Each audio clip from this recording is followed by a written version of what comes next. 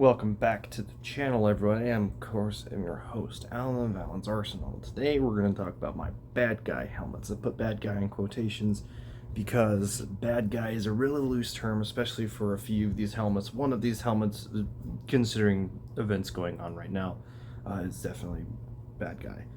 But without further ado, we're going to go from oldest to the most recent. And starting with that, we have the good old-fashioned pickle helmet, which... for helmets, this is not much of a helmet. This is more of just a leather hat with brass fittings. This is, of course, if you're into early military history from the 20th century, this is your First World War, early war German helmet. This is a reproduction. Two of these reproductions. One's a replica. One is an original. Very interesting original, too. But the Pickelhaube is, when you think of, like, German stuff, typically... this is the helmet that you see. One of two helmets that you would see. One of these is the other one that you'll think of whenever you hear German stuff, especially from the 20th century. Again, not much of a helmet, but like from Prussia to the German Empire, even in places like Chile and Argentina, you can find these. Next, we're going to go up by like 2 years, and we're going to talk about the M16 Stahlhelm. So this is a really, really recent addition to the collection. It has a very similar chin strap to the Pickelhaube, but this is actually pretty good, decent, especially for the time. Really, really good combat helmet. From research and everything that I've done, it comes around, protects the side of the head and the back of the head. And it's got these lugs for the Stirnpanzer, if you know what that is. If you play Battlefield 1 and the Assault class for the Germans, that's the camouflage piece that he's got on the front of his helmet.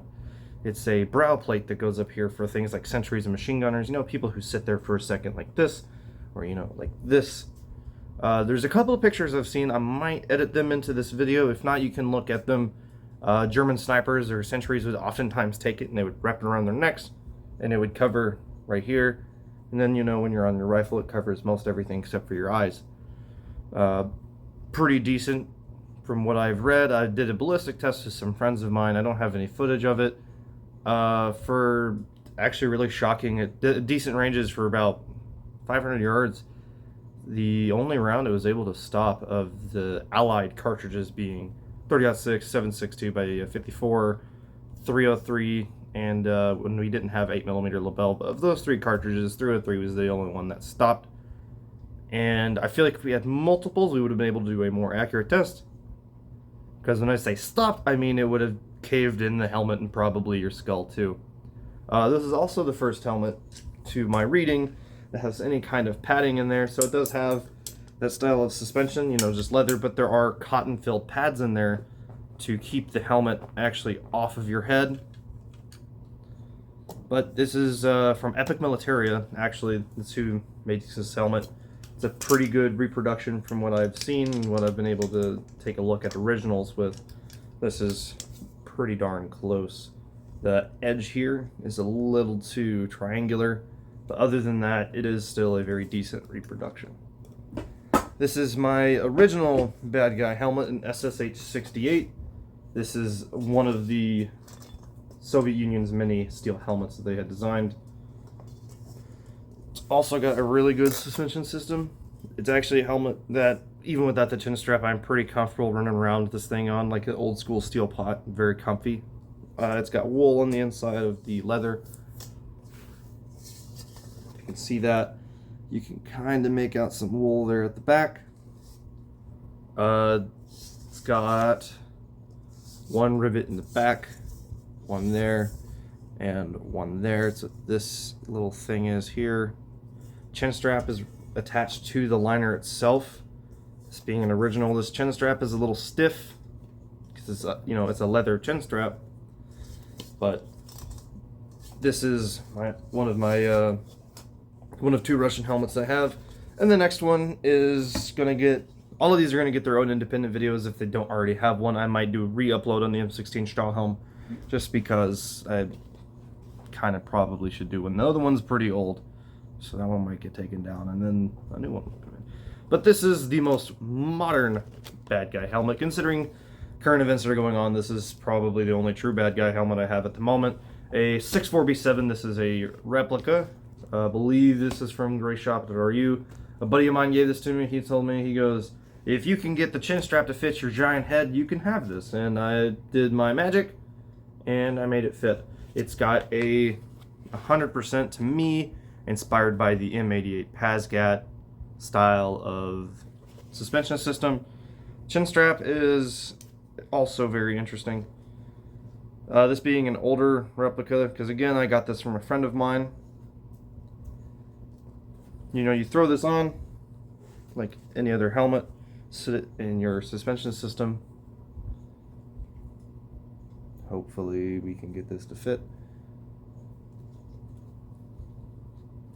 The chin strap is kind of reminiscent of, to me anyway, the old school airborne steel pot liners for their chin straps. But this is the helmet on.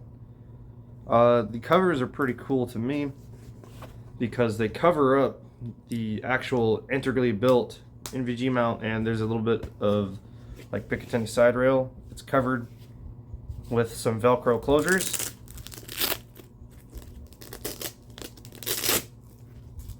Just kind of roll that up, close up the bottom. You got some little Picatinny on the side for whatever you need, like, you know, throw a flashlight, whatever on there. Then it's got NVG mount actually built into the helmet itself, similar to the Army's IHIPS helmet, if you know what that is. Grand Thumb actually put a video out. You should probably watch it. It's pretty interesting. But you have tactical attachment points. You could throw like goggles or something back here. In fact, that's what we're going to do, is we're going to throw a set of US goggles on there just to show proof of concept. It's pretty simple. It's the one good thing about Soviet and Russian stuff, is it's super duper simple. Maybe not to use in all cases. Like, you know, I think it's Uniform History did a little video on why Soviet equipment won't die. And as he says, it's simple to produce, not so much to use. But we can throw this down further. The goggles themselves further onto the helmet. And your goggles aren't going to go anywhere as long as that Velcro stays fastened. They're just going to stay on your helmet. Similar to how the U.S. Army has the bunny ears, as they're often called. It's like little pieces that kind of have the snap closures. So you throw your goggles, helmet, cat eye band is in there, whatever. Similar in that, or even better, some of the ACH and ECH helmet covers have the Velcro closure in the back. Does the same thing. Keeps your goggles, whatnot in there, covers up things. But these are my bad guy helmets. Really quick rundown of the four. But like I said, each individual helmet will get their own video in the future. But until next time, this is Alan of Allensarsenal, and I will see you next time.